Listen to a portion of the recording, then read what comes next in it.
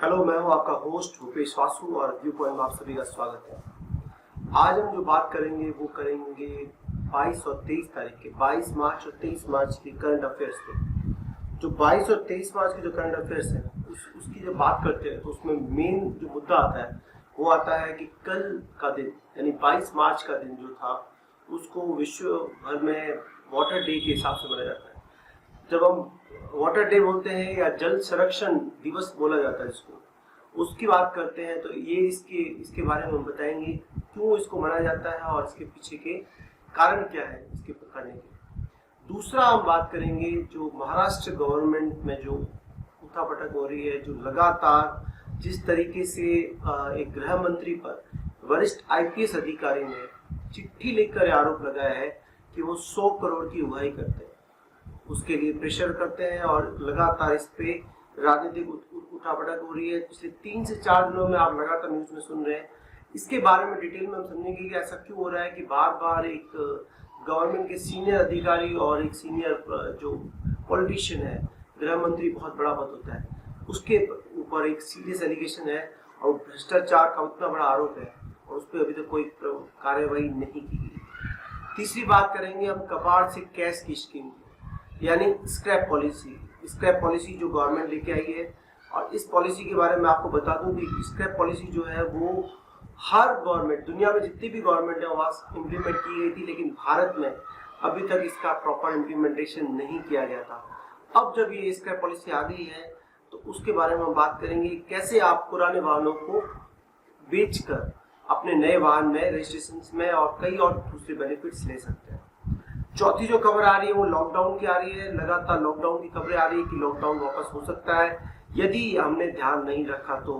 राजस्थान के मुख्यमंत्री श्री अशोक गहलोत जी ने बार बार कहा है कि देश में बहुत ज्यादा हालत खराब हो रही है, राज्य में हालत खराब हो रही है, वैक्सीनेशन लगातार बढ़ रहा है, उसके बाद भी केसेस भी लगातार इंक्रीज हो रहे हैं, तो उस पे लॉकडाउन की स्थिति आ सकती है।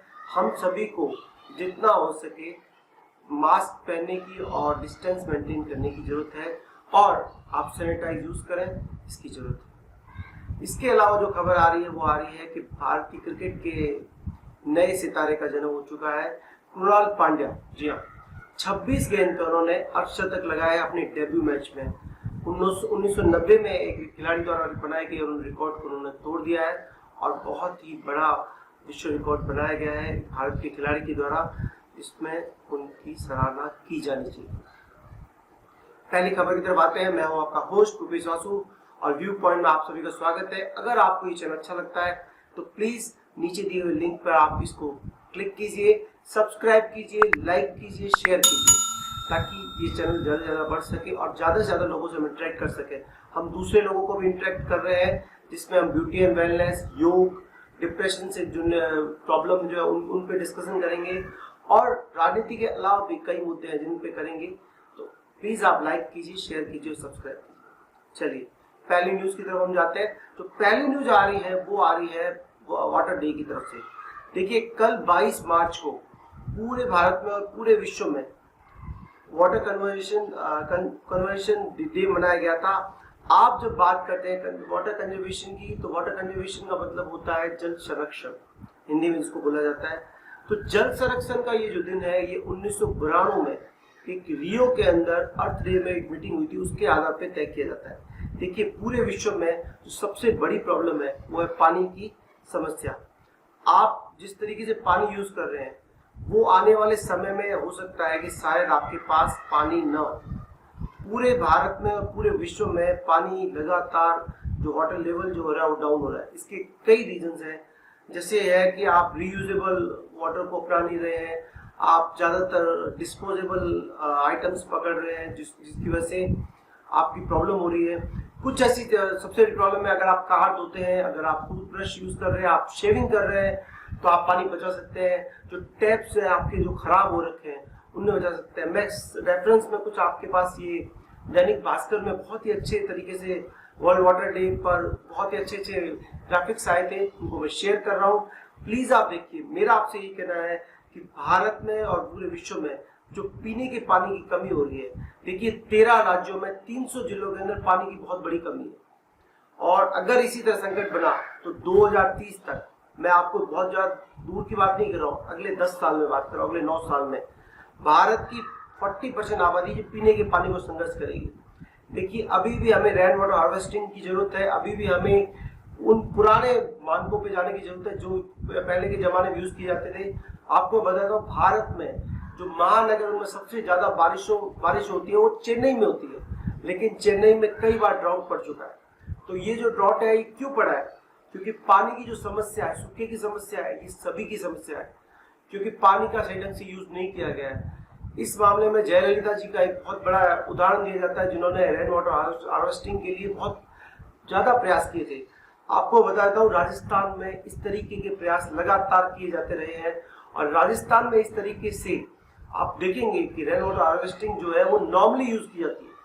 आप बताएंगे पुराने जमाने में इनको टैंक से टांके जिन्हें बोला जाता था, उनको यूज किया जाता था, और ये स्टेयरकेस वाले जो होते थे, आपके वेल्स होते थे, ये राजस्थान में बनाए जाते थे, जो सीढ़ी वाले जिनको आपको बोले जाते हैं। आज भी आप दिल्ली में देखोगे इस तरीके के बने हुए, राजस्थान में बने हुए हैं। तो इनसे आप जो वाटर का बेटर संरक्षण कर सकते हैं।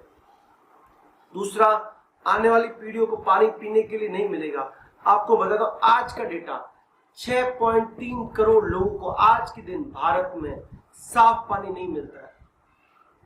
अभी आपने एक दृश्य देखा होगा रणथंभौर का, जिसमें एक जो बाघ था, वो टाइगर जो था वो वहां से मतलब जमीन से खुरच के पानी निकालने का प्रयास कर रहा था।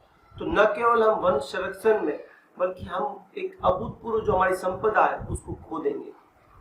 हमें मिलकर प्रयास करना पड़ेगा, हमें ज्यादा से ज्यादा पानी बचाना पड़ेगा। अगर घर में आपके लीकेज है तो प्लीज गो फॉर इट, क्योंकि वाटर जो है वो उसकी स्कैर्सिटी पूरे वर्ल्ड में है। आपको पता होगा, आपको मैं बताता हूँ, कैपटाउन में पिछले कुछ टाइम पहले जब भारत दौरा कर रहा था वहां पे कैपटाउन का, तो वहां पे बहुत ज्यादा ये प्रॉब्लम हो गई थी। और उस प्रॉब्लम के दौरान ये आपने देखा होगा कि लोगों के पास पीने के और नहाने तक का पानी नहीं था। यूएसए में कई बार ऐसी समस्या हो चुकी है, यूएसए जो बहुत बड़ा विकसित देश है, वहां पे भी ये प्रॉब्लम हो चुकी है। तो यह प्रॉब्लम सिर्फ भारत की नहीं है, पूरे विश्व की प्रॉब्लम है। तो आप सभी को इसमें योगदान देना है कि आप ज्यादा से ज्यादा पानी को बचाएं। अगर आपके घर में पानी जितना यूज हो रहा है उसको आप ज्यादा से ज्यादा बेटर यूज कर सकें। अगर आप जो सेफ्टी टैंक यूज कर सकते हैं, जो आप फ्लश यूज करते हैं, उसको बेटर नए फ्लश को यूज करें, क्योंकि उसमें जो पानी का जो संरक्षण है वो बेटर होता है रादर देन जो ओल्ड वाले टैंक्स है, तो उनमें सेफ्टी टैंक्स उनमें इतना प्रॉपर्ली नहीं होता है। तो आप जितने इसके प्रयास कर सकते हैं वो करिए, क्योंकि आने वाले समय में पानी नहीं बचेगा। दूसरी बात आपको मैं कह रहा हूँ, किसानों से जुड़ा हुआ एक मुद्दा है कि धान जो उसकी खेती की जाती है भारत में, धान की खेती भारत के कई हिस्सों के लिए उपयुक्त नहीं है जहां पानी की समस्या है। मैं बात कर रहा हूं पंजाब और हरियाणा की। पंजाब और हरियाणा के अंदर अगर आप धान की खेती करेंगे तो अंत में आप ग्राउंड वाटर को ही एक्सट्रैक्ट करेंगे, और उस ग्राउंड वाटर में यूरेनियम की जो लेवल होगा, आर्सेनिक का लेवल होगा, वो बहुत ज्यादा होगा और कैंसर के केसेस बढ़ते जाएंगे। तो न केवल आपके लिए बल्कि आपकी आने वाली पीढ़ियों के लिए भी नुकसानदायक है। Please think about it and save the water, save the lives. Now come to the next point. मैंने इसमें सारा आपको दे दिया है किस तरीके से आप पानी को बचा सकते हैं, और अगर आप चाहते हैं कि इस पे हम एक सेपरेट वीडियो बनाएं तो प्लीज कमेंट बॉक्स में डाल दीजिए। मैं इसके लिए सेपरेट वीडियो बनाऊंगा जिसमें मैं बताऊंगा आपको कि किस किस चीज को बनाने में कितने पानी को खर्च होता है और कैसे उस चीज को बचाया जा सकता है। आइए हम चलते हैं नेक्स्ट खबर की तरफ। जो नेक्स्ट खबर आ रही है वो आ रही है स्क्रैप पॉलिसी के बारे में। देखिए, स्क्रैप पॉलिसी जो है वो कई समय से भारत में प्रस्तावित थी, उसके बारे में कई बार बातें हो चुकी थी, और अभी नितिन गडकरी जी ने, जो हमारे परिवहन एवं राजमार्ग मंत्री हैं, उन्होंने इस पॉलिसी के बारे में बताया है। स्क्रैप पॉलिसी जो है वो पूरे विश्व में अलग अलग तरीके से इम्प्लीमेंट की जाती है, और भारत में भी इस स्क्रैप पॉलिसी को इम्प्लीमेंट किया जा रहा है। अब इसका मतलब क्या है? आपने कई जगह पढ़ा कबाड़ से कैश बनाने की। देखिए, आज अब जब किसी भी कार नए व्हीकल को परचेज करते हैं, कार को या बाइक को, तो उसका रजिस्ट्रेशन की एक पर्टिकुलर लिमिट होती है, उसकी एक डेट होती है जब तक वो रजिस्ट्रेशन वैलिड रहता है। नॉर्मली जो होता है वो 15 इयर्स के अंदर उसकी मैक्सिमम लिमिट होती है। अभी जितने भी आ रहे हैं उसमें 15 इयर्स है। एनसीआर में अगर आप देखेंगे तो डीजल व्हीकल्स है, उनके लिए 10 इयर्स की पॉलिसी कर दी गई है। तो इस चीज को इम्प्लीमेंट किया जा रहा है। अब ऐसा हो रहा है कि 15 साल पुरानी प्राइवेट कार्स है और 20 साल पुराने कमर्शियल व्हीकल्स है, उनको स्क्रैप कर दिया जाएगा। यानी उनको उपयोग में नहीं लाया जाएगा। अब आपका सरकार उनको डायरेक्ट इंप्लीमेंट नहीं कर रही है कि वो बंद करे, इससे तो सरकार ने कहा है कि इसके बदले में आपको कैश मिलेगा, इंसेंटिव मिलेगा। अगर आप उसके बदले में नया आप व्हीकल परचेज करना चाहते हैं तो आप नए व्हीकल में आपको छूट मिलेगी, आपको रजिस्ट्रेशन में, आपको इंश्योरेंस में और दूसरे कई बेनिफिट में आपको उसके बेनिफिट उस स्क्रैप पॉलिसी के अंतर्गत मिलेंगे। यदि आप उस वाहन को स्क्रैप कर देते हैं, यानी आप कंपनी को वापस दे देते हैं कि मैं इसको स्क्रैप कर रहा हूं, मैं इसको यूज नहीं करूंगा। अब इसके बेनिफिट क्या है? आपको बेनिफिट मिलेगा, कैश बेनिफिट मिलेगा। दूसरी बात यह है कि इससे बेनिफिट ये रहेगा 2.8 करोड़ जो व्हीकल्स है वो 2025 तक कबाड़ हो जाएंगे, और इसमें ज्यादातर क्या होंगे, टू व्हीलर्स है। जो कार्बन डाइऑक्साइड का लेवल है वो 70% पार्टिकुलेट जो मैटर होते हैं उसमें, जिसकी वजह से आप देखते हैं सांस की बीमारियां सबसे ज्यादा बढ़ रही है। ये कोरोना जो बढ़ रहा है, ये वन ऑफ द रीजन इसका ये भी हो सकता है कि इसमें जो ऑलरेडी आपके एयर की पॉल्यूशन है उससे भी एग्रीवेशन होता है इन चीजों को।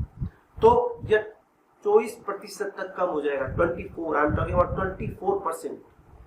दूसरा, जो भारत स्टेज 2 है, भारत स्टेज 3 है, उसके व्हीकल जब बाहर होंगे तो हर साल 80 लाख टन जो होता है उसकी आपके पास जो आप यूज करते हो पेट्रोल एंड डीजल, उसकी बचत होगी, क्योंकि उसकी एक्चुअल में उत्सर्जन जो होता है उसकी लेवल ज्यादा है, उसकी बहुत ज्यादा नुकसान होते हैं, और एनवायरमेंट को लेकर ही नहीं, वो दूसरे भी कई प्रॉब्लम में उसमें लगातार वो प्रॉब्लम कर रहा है। तो अब आपके पास है कि आप इसको कैसे कर सकते हैं, किस तरीके से इसको इम्प्लीमेंट किया जाएगा। तो आपको मैं बता देता हूँ कि इसकी प्रक्रिया क्या होगी। जो 20 साल पुराने प्राइवेट कार्स है और कॉमर्शियल वाहन है जो 15 साल पुराने हैं, उन पे ये स्कीम होगी। जो ऑलरेडी पुराने हो चुके हैं और जिनको आवश्यक फिटनेस सर्टिफिकेट नहीं मिलता है, वो खुद ब खुद डी रजिस्टर हो जाएगा, सबसे अच्छी बात है। दूसरी बात है, उसका रजिस्ट्रेशन नील हो जाएगा, तो स्क्रैप करने के अलावा कोई भी साधन नहीं रहेगा। दूसरी है कि जो उनको रजिस्टर्ड व्हीकल स्क्रैपिंग फैसिलिटी होगी, वो पर्टिकुलर फैसिलिटी क्रिएट की जाएगी, बनाई जाएगी, वहां पे जाके आपको अपना वो व्हीकल देना है। उस पे आपको वाहन का रजिस्ट्रेशन नंबर, आपके पैन कार्ड की डिटेल्स और आपकी खुद की डिटेल्स जो होंगी वो देनी पड़ेगी। यदि स्क्रैप करने वाली जो एजेंसी होगी वो चोरी के वाहन अगर होंगे उसकी भी जांच करेगी। यदि वो अगर चोरी का नहीं है तो उसके बाद उसको सर्टिफिकेट इश्यू कर दिया जाएगा। अब उसकी जो सर्टिफिकेट इश्यू होगा वो क्या होगा कि आप नए व्हीकल परचेज करने में यूज कर सकते हैं। इसमें क्या होगा कि जैसे कोई भी न्यू वैल्यू है, जैसे 4 लाख की आप खरीद कार परचेज करते हैं, तो आपको 4% से 6% तक जो राशि होगी वो ऑटोमेटिकली कम हो जाएगी। 4% से 6%, मैं 4 लाख की बात करूं, जब 10 लाख का व्हीकल होता है तो उसके अंदर 4% मीन्स 40,000 रुपीज, 6% मीन्स 60,000 रुपीज, यानी जो आपकी जो रेट होगी वो भी 60,000 रुपीज या 40,000 रुपीज ऑलरेडी कम हो जाएगी। दूसरी होगी कि जो वाहन निर्माता होंगे वो स्क्रैपिंग सर्टिफिकेट दिखाने पर 5% डिस्काउंट देंगे। यह डिस्काउंट कंपनी की ओर से जो डिस्काउंट दिया उसके अलावा होगा, यानी कंपनियां जो नए साल में बेनिफिट देती है उसके अलावा इस तरीके का डिस्काउंट दिया जाएगा। तीसरी बात है, इसमें टैक्स में रिबेट होंगे प्राइवेट वाहनों के लिए। ये जो मैं पॉलिसी बात कर रहा हूँ ये अभी तक बन रही है, कंप्लीटली इंप्लीमेंट नहीं हुई है, ड्राफ्ट पॉलिसी की बात कर रहा हूँ। दूसरा आया कि टैक्स रिबेट है कि प्राइवेट वाहनों के लिए 25% और कॉमर्शियल के लिए 15% जो है वो टैक्स में छूट देने की प्रोविजन रखे गए, और इसके अलावा रजिस्ट्रेशन फी को भी माफ किया जा सकता है। मतलब इस तरीके से आप बहुत ज्यादा आपको बेनिफिट मिलेंगे। हो सकता है कि आने वाले समय में सरकार और ज्यादा इंप्लीमेंट करे, नए नए कानून लेके आए जिससे इस तरीके की स्क्रैपिंग पॉलिसी को इंप्लीमेंट किया जा सके। अब मैं आपको बताता हूँ कौन से ऐसे विकसित देश जहाँ पे इस तरीके की पॉलिसी लाई गई है। जर्मनी में 9 साल पुरानी जो कारें होती है वो जंक यार्ड जाती हैं और नई कार खरीदने पर $3,320 यानी 2.5 लाख रुपए का डिस्काउंट मिलता है। यूएसए में जो होता है वो कार अलाउंस रिबेट सिस्टम है, उसमें 25 साल पुराने वाहन के बदले में $4,500 यानी 3.5 लाख की छूट मिलती है, और नई कार जो होती है वो $45,000 से कम की होनी चाहिए। जापान में 13 साल पुरानी कार है, उसके लिए होती है 1,81,000 की राउंड। ऐसे यूके में 2 लाख, रशिया के अंदर 1.25 लाख और भारत के अंदर लगभग 10% होगा। तो ये भी लगभग अगर आप देखो 10 लाख तक की कार है तो उसमें इसका जो फिगर आएगा वो अराउंड 1 लाख के अराउंड आएगा। तो बहुत ही अच्छी पॉलिसी है। आई होप ये गवर्नमेंट बहुत जल्दी इंप्लीमेंट करेगी, सारी स्टेट इसे एग्री करेंगी। और सबसे बड़ी जो प्रॉब्लम है गवर्नमेंट की खुद के जितने भी स्टेट जो है, जैसे राजस्थान में आपके स्टेट परिवहन वाले हैं, उनमें भी बहुत पुरानी कार अपने बसें चल रही है। आई होप कि वो भी चेंज हो जाएंगी। तो आने वाले समय में हम अपने भविष्य में बच्चों को, अगली पीढ़ी को इससे बेटर एनवायरनमेंट दे पाएंगे।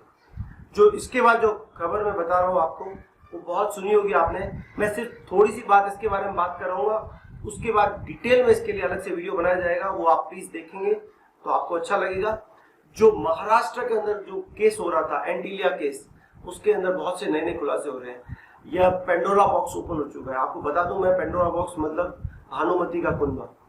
इसके अंदर जितनी नई नई चीजें निकल के आ रही है, पहले ये बताया गया था कि गृह मंत्री, जो वहां के गृह मंत्री हैं, वो भी इसमें इन्वॉल्व है और वो हफ्ता वसूली कर रहे थे 100 करोड़ की। अभी तक इन चीजों की जांच चल रही है। एनआईए जांच कर रहा है कि जो सचिन वजे जो सब इंस्पेक्टर थे, उनके पास इतनी संपत्ति कहां से आई और वो किस तरीके से इन्वॉल्व है।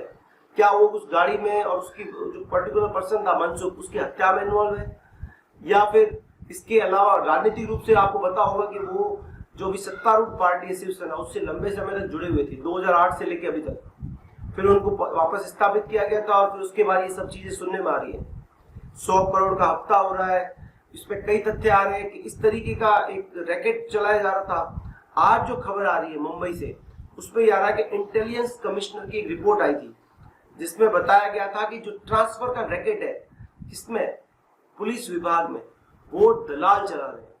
इसमें कई आईपीएस, कई सीओ, जो सर्कल इंस्पेक्टर होते हैं, सीआई होते हैं, कई इसमें आपके बड़े बड़े आईपीएस, कई बड़े बड़े अधिकारी जुड़े हुए थे और वो इस तरीके से पैसा लेके इस तरीके से कर रहे थे। राजनीति की सुचिता की हम बात करते हैं, लेकिन जिस तरीके से हम इस तरीके की खबरें सुन रहे हैं, मुझे नहीं लगता राजनीति में अब कोई सुचिता रह गई है। तो टाइम आ गया है कि इस प्रकार की चीजों को ज्यादा से ज्यादा सजा मिले ऐसे लोगों को। और इसमें मैं आपको बताना चाहूंगा, महाराष्ट्र इंटेलिजेंस की पूर्व कमिश्नर रश्मि शुक्ला, जो डेपुटेशन पे तंग होके सेंटर में चली गई थी, उनका एक लेटर आ रहा है सामने, जिन्होंने 25 अगस्त 2020 को लिखा था। उन्होंने लिखा था कि दलालों का नेटवर्क, जो दलालों का नेटवर्क है, वो खास तौर से, आपको मैं इसके बारे में थोड़ा बताता हूं कि उन्होंने लिखा है, upon the receipt of political connections a network of brokers. आप देख रहे हैं, नेटवर्क ऑफ ब्रोकर्स, और इसमें लिखा पर्टिकुलर इंडिविजुअल्स। जो पर्टिकुलर इंडिविजुअल्स जो है वो पॉलिटिकल इंडिविजुअल्स हैं, and with firmly integrated political connections are engaged in arranging desired position for police officers। 25 अगस्त 2020 में एक अधिकारी इस तरीके का लेटर लिखती है, लेकिन उस लेटर पे, रश्मि शुक्ला के लेटर पे कोई कार्रवाई नहीं की जाती। मैं आपको बता रहा हूँ कि इन्होंने कोई कार्रवाई नहीं की। उसके बाद इस तरीके की चीजों को दबा दिया गया, और ये जिस तरीके से सारे घटनाक्रम आ रहे हैं, उससे ये पता चल रहा है कि बहुत बड़ा साजिश था जो इसके पीछे चल रही थी। और बहुत शीघ्र ही गवर्नमेंट, ये शायद सेंट्रल गवर्नमेंट इस पे कार्रवाई करे और राज्य सरकार को कार्रवाई करने पे मजबूर करे। बहुत सी इसमें चीजें आ रही हैं। इसमें यह भी आ रहा है कि सचिन वजे जो था, उन्होंने बहुत सी लोगों को इस तरीके से इन्वॉल्व किया था और वो खुद पॉलिटिकल कनेक्शन की वजह से ही वापस आया था। तो इसके बारे में हम डिटेल में वापस एक और वीडियो बना रहे हैं। प्लीज आप इस देखते रहिए और इसमें आपको बताता रहूंगा। एक और जो खबर सुनने में आ रही है वो लॉकडाउन की आ रही है, कि लॉकडाउन राजस्थान में हो सकता है कि इम्प्लीमेंट हो जाए अगर इस तरीके से कंटिन्यू केसेस बढ़ते रहे, क्योंकि यूके के जो स्ट्रेन है वो भी मिले हैं पंजाब में। 81% केसेस में जो यूके का कोरोना वायरस है वो पंजाब में मिला है। तो बहुत ज्यादा केसेस हैं, वो बढ़ रहे हैं। और उसके बाद ये भी सुनने में आ रहा है कि राजस्थान में जो केसेस हैं उसकी वजह से जो लॉकडाउन लगाया जा सकता है। और मुख्यमंत्री जी ने ये भी सलाह दी है केंद्र को कि आप जितना जल्दी हो सके इस पे इम्प्लीमेंटेशन कीजिए, और 45 से कम वाले युवा हैं उनको भी वैक्सीनेशन कराई जाए। इस तरीके का प्रस्ताव उन्होंने रखा है। और यह बहुत से लोगों ने कहा है, क्योंकि जो महाराष्ट्र है, जब हम बात कर रहे हैं, वो जर्मनी से सिर्फ 1,75,000 केसेस पीछे रह गया है। जो टॉप के 10 कंट्रीज हैं उनसे बहुत ज्यादा पीछे नहीं है। तो बहुत जल्दी जो टॉप 10 संक्रमित देश है उनकी सूची में एक हमारा राज्य तक आने वाला है, तो बहुत बड़ी है प्रॉब्लम, और इस पे हमें ज्यादा से ज्यादा इम्प्लीमेंटेशन करना पड़ेगा। राज्य सरकार ने और केंद्र सरकार लगातार इस पे काम कर रही है। आज केंद्र सरकार ने कह दिया कि 1 अप्रैल से 45 साल के ऊपर के सभी लोगों को वैक्सीनेशन लगाई जाएगी और टीके की कोई कमी नहीं है, और ये जो थर्ड फेज है ये 1 अप्रैल से शुरू हो जाएगा। इसके अलावा सरकार ने ये भी कल कहा है कि जो कोविशील्ड आ रही है उसमें जो गैप रखा जाएगा वो अब पहले जो रखा गया था वो रखा था 4 से 6 वीक, 4 to 6 वीक, अब जो होगा वो 6 से 8 वीक्स होगा, यानी 42 से 56 डेज के बीच में आप कोविशील्ड लगवा सकोगे। कोवैक्सीन में अभी भी सेम ही डिफरेंस रखा जाएगा 28 डेज। इसमें आपके डिफरेंस को इंक्रीज कर दिया गया है ताकि ज्यादा से ज्यादा दो डोजेस के बीच में लगाया जा सके और इम्यूनिटी जनरेट की जा सके। सबसे लास्ट में जो मैं अच्छी खबर सुनाने जा रहा हूँ वो ये है कि भारत के एक युवा बल्लेबाज कृणाल पांड्या ने आज डेब्यू किया और उन्होंने 26 गेंद में 26 बॉल्स में हाफ सेंचुरी मारी है, जो एक वर्ल्ड रिकॉर्ड है, और डेब्यू मैच में मारी है। आई होप वो इसी तरीके से खेलते रहेंगे और इसी तरीके से हमारा अपना खेल दिखाते रहेंगे। उन्होंने ये जो सेंचुरी, अपनी हाफ सेंचुरी है, ये अपने पिता को समर्पित की थी, जैसा वो दिखा रहे थे अपने ऊपर देख के उन्होंने पिता को समर्पित की है, और सैल्यूट टू हिम।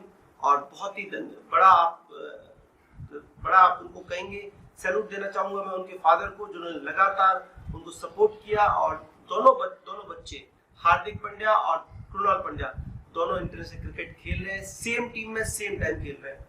बहुत बड़ी बात है, बहुत से देशों में ऐसा हो चुका है लेकिन भारत में ये नई चीज है। मैं हूं आपका होस्ट भूपेश वासु, और I hope you will like this channel, like share and subscribe this channel. जय श्री राम, वंदे मातरम।